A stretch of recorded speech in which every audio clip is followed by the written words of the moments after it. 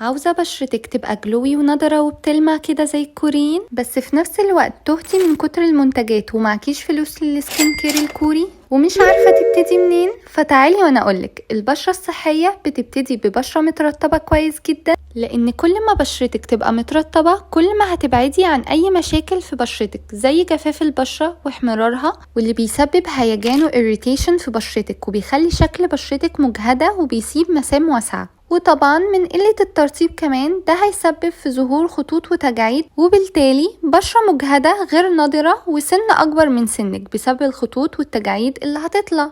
وعشان تتفادي كل ده لازم تستخدمي مرطب يكون مناسب لبشرتك.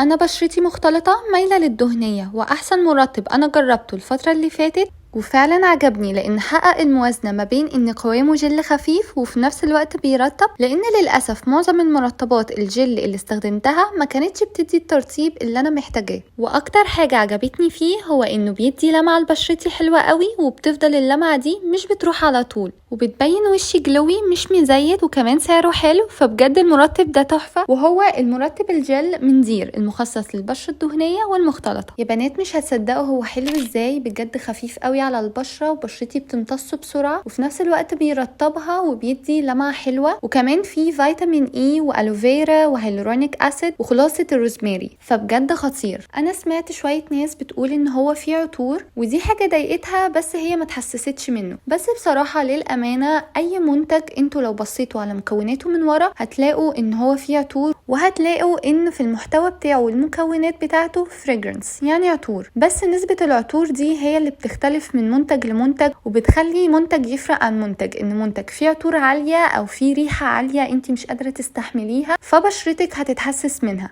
اما بصراحة المنتج ده برغم ان هو مكتوب فيه فريجرنس زي اي منتج تاني، انا لما جيت اشمه او انت لو جيتي تشميه انت مش هتحسي ان هو فيه عطور، هو خفيف جدا. وكمان انا بشرتي حساسة وما تحسستش منه، فبصراحة هو حلو جدا عجبني وماشي مع بشرتي وانصحكم بيه لانه عجبني قوي. واكتر حاجة عجبتني فيه هو الجلو اللي بيسيبه. وبس كده، ما تنسوش تعملوا اشتراك في القناة ولايك، ولو عندكم اي اسئلة او عايزيني اجرب اي منتج قولولي في الكومنتس. وبس كده، باي باي.